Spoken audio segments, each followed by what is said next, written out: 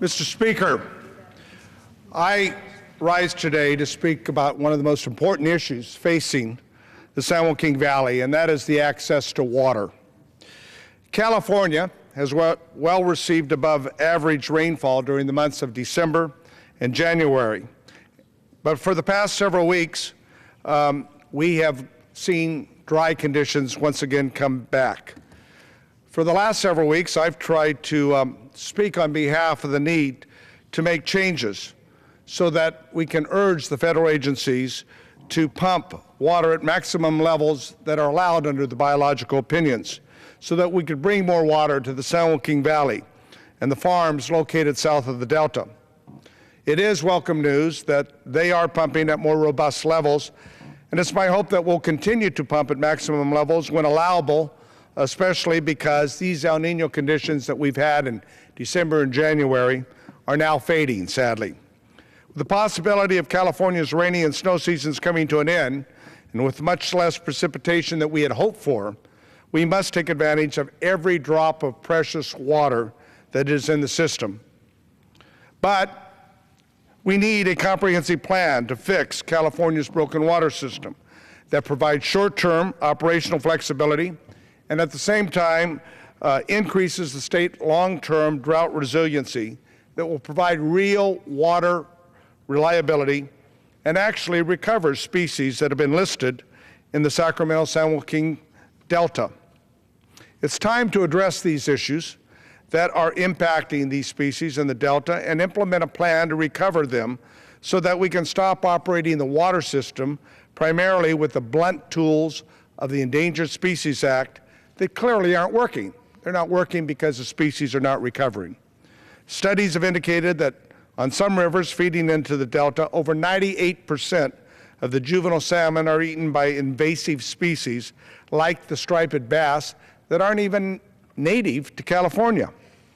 And despite this knowledge, the clear protections provided listed species by the Endangered Species Act, the administration has established a goal to double the amount of striped bass in California. It should not be the policy of the United States to increase the populations of invasive species that prey on native salmon in California. I don't get it. This makes absolutely no sense and needs to be corrected. We should be implementing a predator control program, which I might add is supported by the Salmon Fisheries Institute. As a matter of fact, they've got over 31 programs on predator control that they'd like to implement. They can't implement one of them. We should be focusing on trying to make a difference. And that's why I'm proud to be a co-sponsor of Representative Jeff Denham's legislation, Save Our Salmon Act. The Save Our Salmon Act by Congressman Denham would eliminate the policy of doubling striped bass populations in the Delta, a policy which has very serious negative impacts to our native salmon species and causes tremendous harm to the farm communities of the San Joaquin Valley. We have to determine if California is going to operate with a broken system or if Congress, the administration, and the state can come together with federal and state legislation to provide meaningful solutions to fix our broken water system for the future, for the 21st century. Will we allow communities to dry up and blow away, as some of my colleagues, I believe, sometimes infer? Or will we come together and craft a solution that can improve conditions for everyone across the state while focusing on drought recovery for those who have been most affected in areas that I represent? I'm talking about farm workers. I'm talking about farmers. I'm talking about farm communities that put food every night on America's dinner table. I will continue to believe that we still can come together if we focus on achievable solutions. After years of moving more and more water through the Delta in an attempt to halt species decline, we haven't actually recovered any of these species.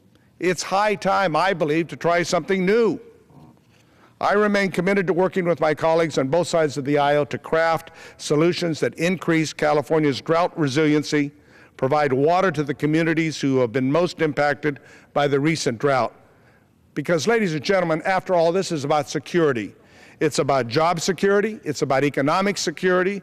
It's about the future security of our valley and the state of California. We must fix California's broken water system for the short term and the long term. Time is of the essence, and every day of delay only results in losses of these vital water supplies. I yield back the balance of my time.